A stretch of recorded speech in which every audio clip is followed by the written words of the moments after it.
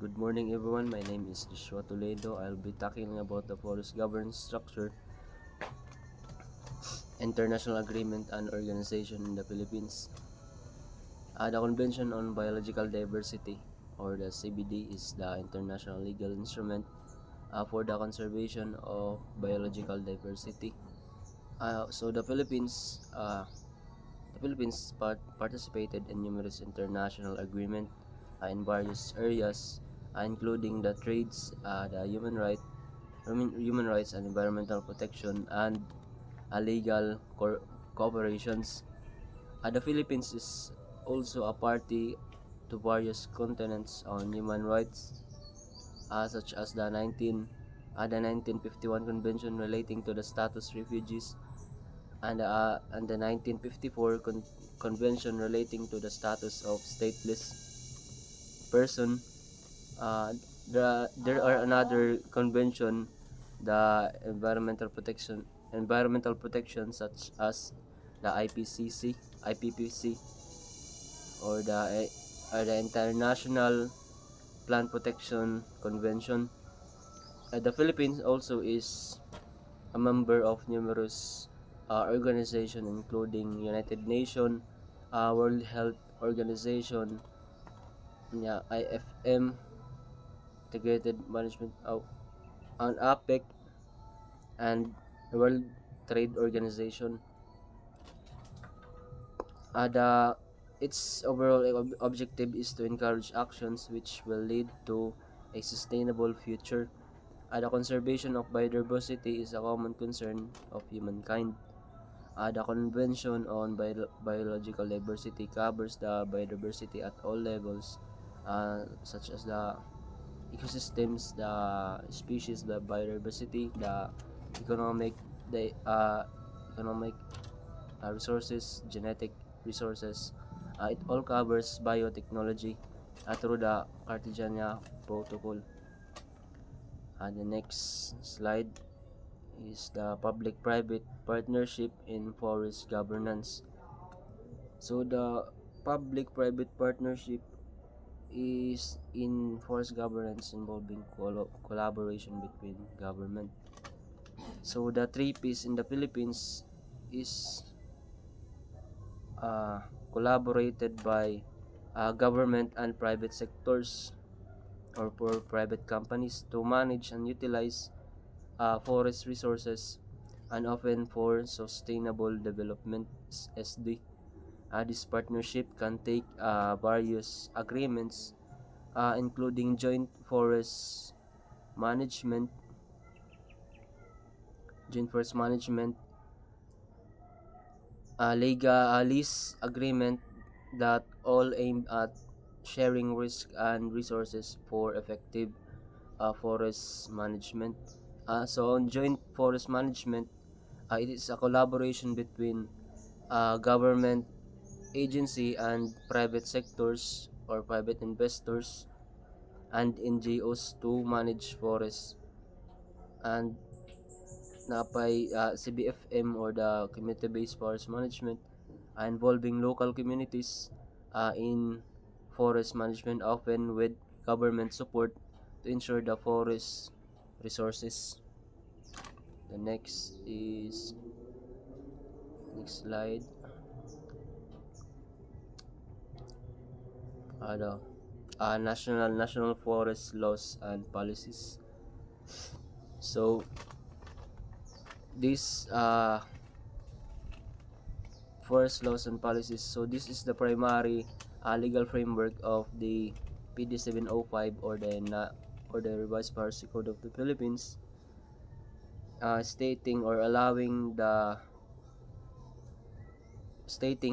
it is the outline of policies for managing forests and their resources.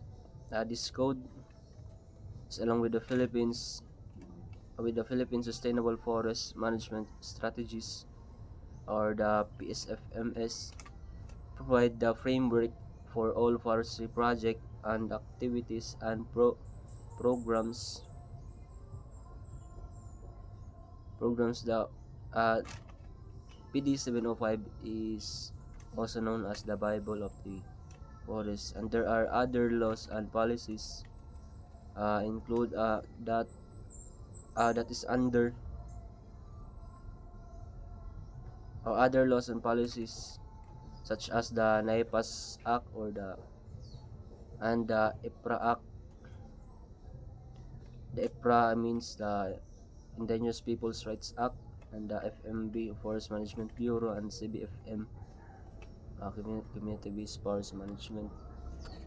The next slide is the land, our national forest laws policies, continuation na siya. So the land tenure service is operationalized either through land acquisition and distribution, LAD. So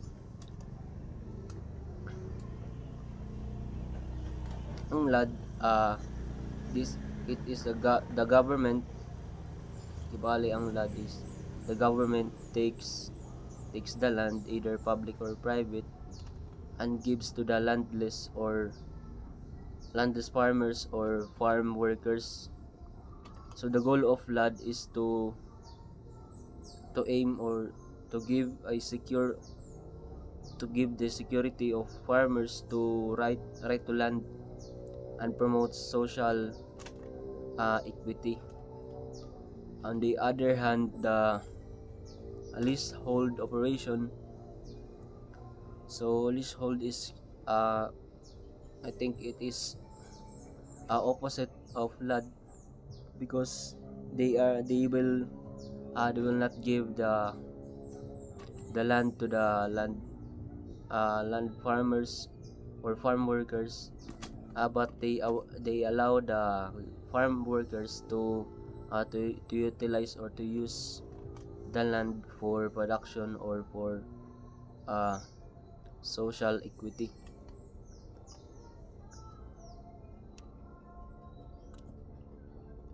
So the Philippines national laws and policies. The Philippines has established a national integrated or the NAIPAS to conserve biodiversity para po to ensure the preservation of biodiversity and forest resources. So with the legal basis being Republic Act 7586, it under the PD 705, it amended the RA 11038. These laws aim to protect areas of significant ecological value and ensure sustainable use of resources. Protected areas are managed by Biodiversity Management Bureau of the Department of the DNR. The next slide is the international agreement and convention. So number 1 is the forest principles from the 1992 Earth Summit. So non-legally binding but influential guidelines on sustainable forest management. So forest management were adopted at the 1992 Earth Summit. In the location is in the Rio de Janeiro. Although not legally binding, but they are significant because they represent they are the one that represent the first global consensus on the forest and encourage sustainable forest management, protection of indigenous people. And 2 is the Paris Agreement and forest carbon offsetting. So the Paris Agreement is a legally binding international treaty, but focuses on climate change. So the role of indices or the nationally determined contribution are in each country's climate action plan under the Paris Agreement. Kibali na sila kada country na sila kibali og na country nga magsapol sa climate change is in each countries mag-contribute sila og fund para matabang nila sa katong affected na country. And number 3 is for Stewardship Council certification standards. So the market-based tool for promoting responsible forestry. So the non-profit so Forest Stewardship Council, it is a non-profit organization that sets the standard for responsible forest management. So Forest Stewardship Council is nag-aim siya at promoting sustainable forestry by certifying or identifying forests that are managed or protected and environmentally responsibly and socially.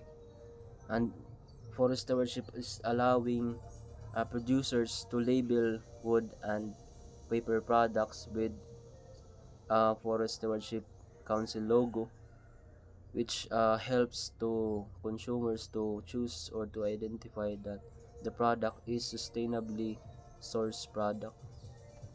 And that would be all. Thank you.